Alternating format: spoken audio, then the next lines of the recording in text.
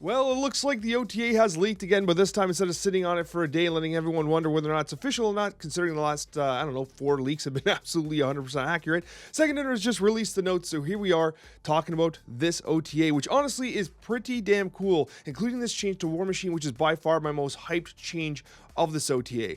I literally just released a video on Madam Web, where I discussed how Madam Web was pretty damn awesome in the Move archetype, but Move might be still a little sus. However, it was really fun in ongoing, and if only we had a couple more ongoing pieces to make those decks just that little touch stronger. And then they come out with this OTA, taking War Machine from an on reveal to an ongoing, which is huge for that entire archetype, because not only is the effect fantastic for us and giving us some, advantage that perhaps our opponent can't take advantage of.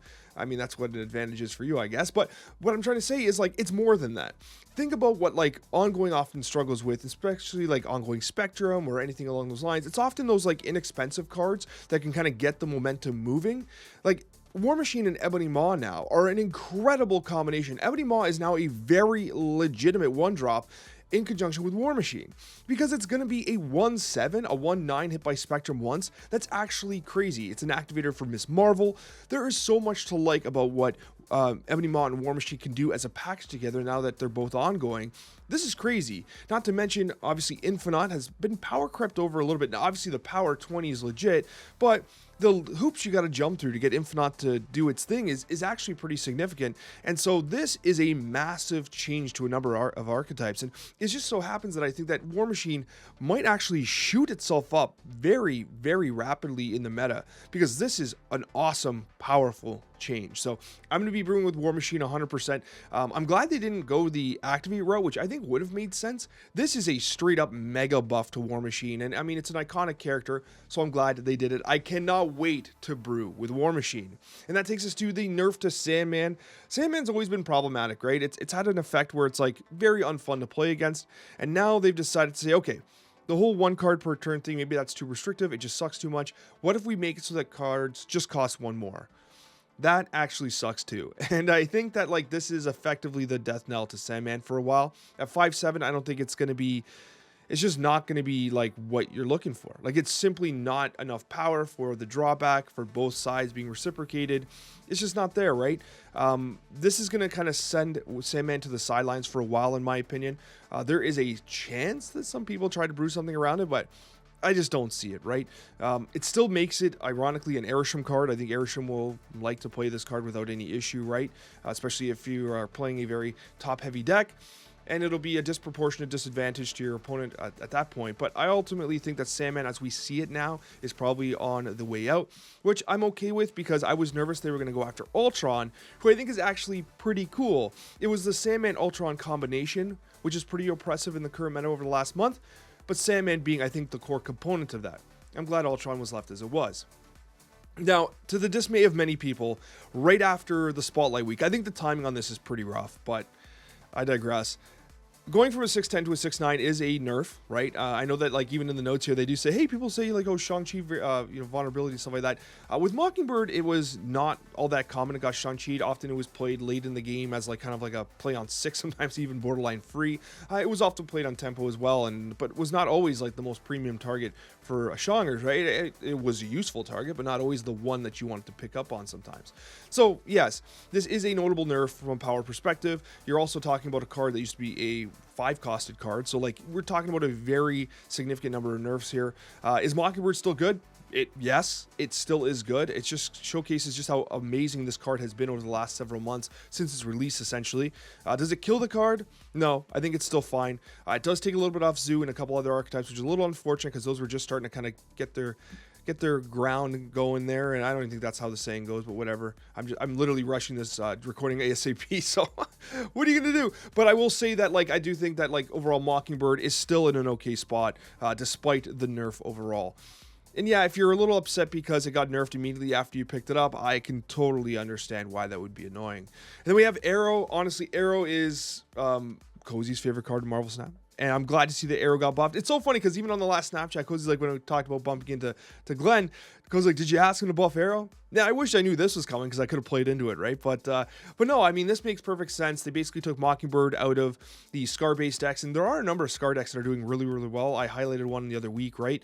And so now Aero is going to go up to 10, which makes perfect sense because now you have another Scar card, and this one here isn't as straight up good the way Mockingbird was. Like, there could be some like counterplay to this. It could mess you up a bit. Aero is, as they say in the notes here, it's not strictly beneficial, although sometimes it is. Aero had been languishing for so long. It is good to see that Aero is getting a little bit of a touch up. It definitely deserved it. And I even had a couple people say, oh, imagine we had old Aero again. No, I don't want to imagine that. Old Aero was an absolute nightmare. And of course, it's a shell of its former self, and we'd like to see it make a comeback. But realistically, whether or not this is enough is hard to say. The effect is just simply not as powerful as you'd hope. However, we do have Scream coming out next month, and so that might have a very positive impact on Aero's playability because you might be able to make some magic happen there. And then we have Black Cat going from a 4-9 to a 4-10. It wasn't so long ago that Black Cat, Hela, and the others were wreaking havoc on the meta.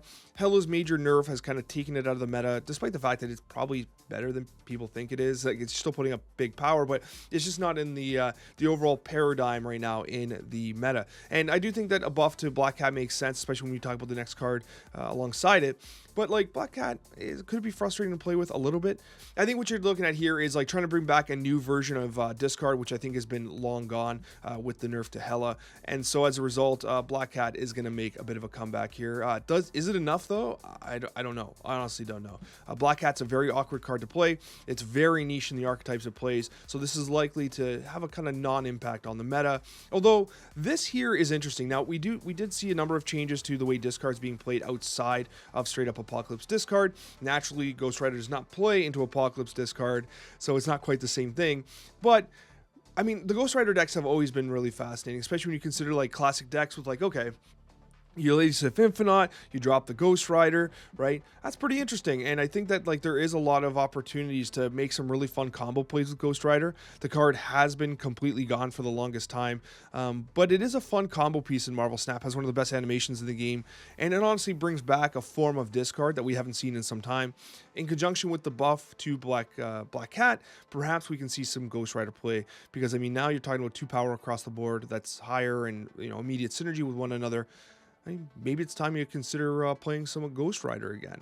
And then we have one of my favorite cards in Marvel Snap, and it's Moon Girl. I actually had a thought about Moon Girl. I was like, you know what? Cozy and I always talk about double up decks on the Snapchat, but like they never really make the cut, despite the fact we often try it. It just always feels so awkward. And Moon Girl's cost is very high. I think that moving it to a 4/5 isn't actually that effective. I feel like this is kind of like a whatever buff. Moon Girl being an activate would I think would have been a lot better.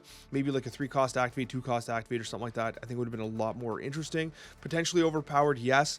This extra power I don't think resolves the problem with Moon Girl, and it's just, yes, you're gaining a lot. And they do mention, of course, that Mockingbird was potentially problematic to replicate Mockingbird, play down cards, and then kind of have a massive slam play. But listen, I got to second in Twitch Rivals using a Moon Girl deck, and I love the card. It's just I don't think this is the answer in the current meta. Like, it just has not kept up with the new releases and with the very gradual power creep that we've experienced here in Marvel Snap. And we have one of the craziest changes, one that I certainly did not expect, and this is a change to Agatha Harkness. It is certainly a buff. Agatha not only still starts in your hand, but she plays cards for you only on even turns. And this is relevant even versus odd because she is a 6-costed card, so on turn 6 she would play herself. But what I will say is that this is actually pretty cool. This is really cool. And it also prevents all the Agatha farming that we've been seeing, because people I guess there's people have set up like AIs and they just do Agatha farming all day long to kind of pick up like just progression for the season pass, and it tanks all the stats. It makes stats really hard to read, and you got to try to like get rid of the Agatha based statistics which are impacting some of the cards. I really like this change. It basically gets rid of the booster farming. It gets rid of the awkwardness of like, well, Agatha's just a meme. And I like that there's some agency here, but also, some randomness. It takes away from the fun. Like, I really do look kind of fondly at the games where Cozy and I would do like mirror matches with Agatha and stuff like that. Like those were remarkably fun times, and it looks like we've lost that, but perhaps we've gained another archetype to some degree. And Agatha, maybe we'll see. Right? Agatha's still a bit of a weird thing, but at least now you have a little bit of agency half the time. right? Is Agatha back? Has it ever even been present? I don't know. But what I do know is I'll get another video for you on the screen here. I do appreciate you guys checking out my content, and we'll see you on that next one. Hopefully, the leaks don't happen anymore.